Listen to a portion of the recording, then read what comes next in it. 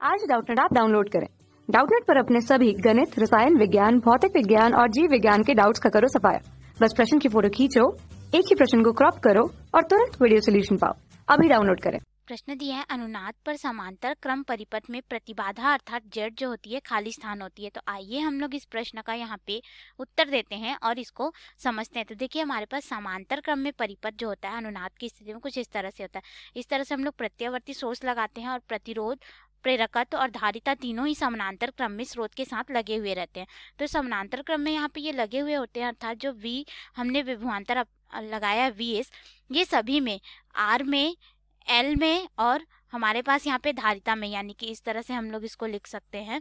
ये सभी जो है बराबर हो जाते हैं। VR का यहाँ पे विभवांतर, VL का विभवांतर और यहाँ पे धारिता का विभवांतर, तीनों का विभवांतर जो है बराबर हो जाता है।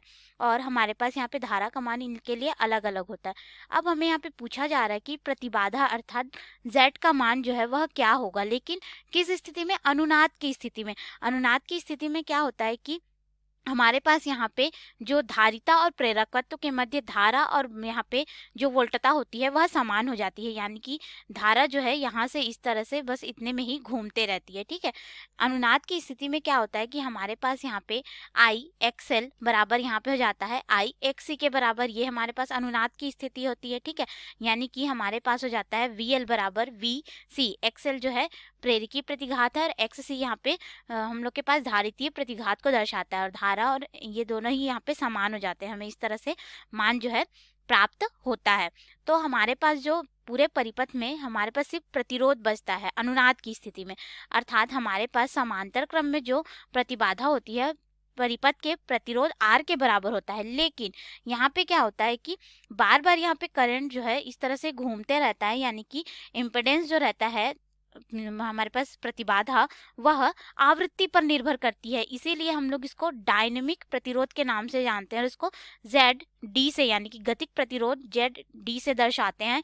यह हमारे पास हो जाता है प्रेरकत्व L बटे प्रतिरोध R गुणित धारिता C। तो इस तरह से हमारे पास यहाँ पे डायनेमिक प्रतिरोध जो है हमें प्राप्त होता है, यानी कि गतिक प्रतिरोध। ठीक है। तो यहाँ पे क्या होता है कि आप देख सकते हैं L जो है यह भी आवृत्ति पर निर्भर करता है, C धारिता भी आवृत्ति पर निर्भर करती है। इसीलिए समानांतर क्रम में जो हमारे पास प्रतिबाधा होती है वह आवृत्ति पर निर्भर करती है और यह जो होती है हमें अधिकतम प्राप्त होती है। प्रतिबाधा का मान जो है हमें अधिकतम प्राप्त होता है। इसीलिए जो धारा I का मान रहता है यह न्यूनतम हो जाता है। किस स्थिति में? अगर हम लोग समानांतर अनुनाद की बात करें तो। ठीक है। अनुनादी परिपथ की तो देखो क्या होता है कि समानांतर अनुनादी परिपथ में प्रतिबाधा जो होती है, ठीक है, Z का मान अनंत या फिर अधिकतम होता है। ठीक है। अगर हम लोग इसको प्रैक्टिकल पर्पस से ले रहे हैं, प्रायोगिक रूप से, तो इसका मान जो है अधिकतम होगा और अगर हम लोग आइडियल आदर्श रूप में तो इसका मान हमें अनंत प्राप्त होगा। तो हमारे पास यहाँ पे प्रश्न में पूछा गया कि अनुनाद पर समांतर क्रम परिपथ में प्रतिबाधा का मान होती है, तो यहाँ पे हो जाएगा अधिकतम होती है। ठीक है। और अगर हम लोग को आदर्श रूप में पूछे तो इसका मान जो है अनंत हो जाता है। तो हमारे खाली स्थान की जगह पे क्या आ जाएगा? अधिकतम, अर्थात हमारे प्रश्न का उत्तर हो जाएगा अधिकतम। धन्यवाद।